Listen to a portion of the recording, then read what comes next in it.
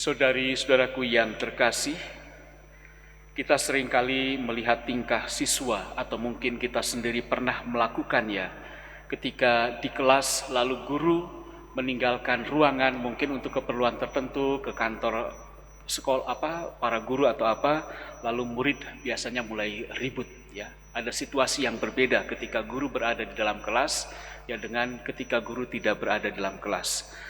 Ada situasi yang sepertinya langsung berubah. Yang tadinya tenang, yang tadinya tertib menjadi hiruk-pikuk.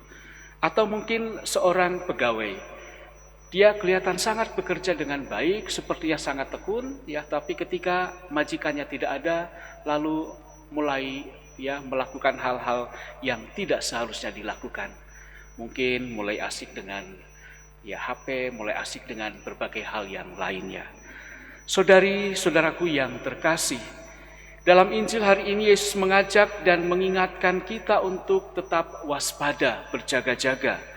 Kehidupan spiritual dan moral membutuhkan pembaharuan setiap hari, bahkan terkadang setiap jam. Hari ini Yesus mendesak kita untuk tidak lengah. Sebab itu hendaklah kalian selalu siap siaga, sebab Anak Manusia datang pada saat yang tidak kalian duga. Seolah-olah ia ingin mengatakan kepada kita, ingat mimpimu, ingat keinginan terdalam hatimu, ingat apa yang telah aku lakukan untukmu. Dia tidak pernah bosan mengubah orientasi hidup kita, karena kita seringkali mengabaikan cintanya dan hidup menyimpang dari jalan yang sudah dikehendakinya. Gangguan sederhana sekalipun dapat menghalangi proses perjalanan spiritual kita. Itulah sebabnya orientasi hati kita dapat menjadi poin yang baik untuk diperiksa dalam hati nurani kita sesering mungkin. Hidup kita di dunia ini bisa berubah setiap saat. Hal-hal yang tadinya kita ikuti dengan baik bisa saja karena situasi-situasi tertentu, kesulitan yang sedang kita hadapi, lalu kita berubah. Kita biasanya tekun berdoa, tetapi karena ada situasi kok rasanya Tuhan tidak mengabulkan doaku, lalu ketekunan itu mulai kendor. Percuma berdoa. Atau hal-hal yang lain yang menyangkut kehidupan secara umum. Hidup yang kita alami saat ini mungkin berkelimpahan, besok bisa saja kita tidak memiliki apa-apa. Hari ini kita sehat, besok bisa saja sakit. Hari ini kita bisa makan apapun dengan lahapnya, dan besok untuk bangun saja kita harus dibantu oleh orang lain.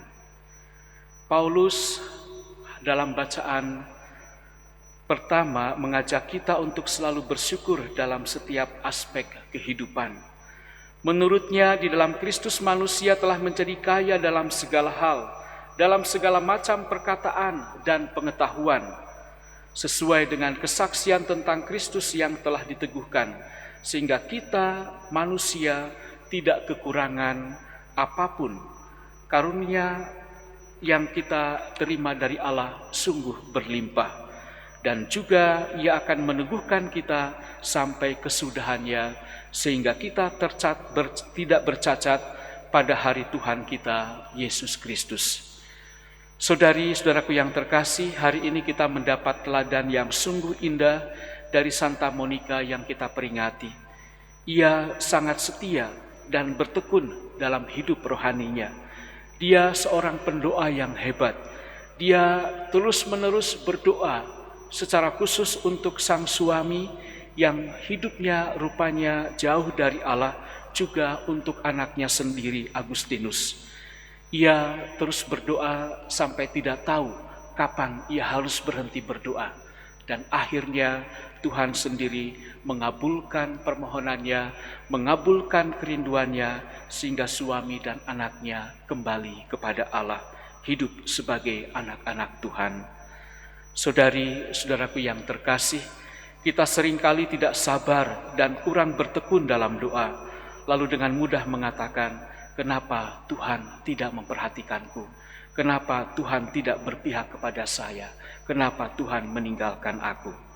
Semoga kita dapat menghadirkan kesetiaan, ketekunan, kebijaksanaan dalam melaksanakan peran dan tugas kita sebagai siapapun kita, sehingga akhirnya kita bertemu dengan Tuhan dan kita sungguh mendapatkan cintanya.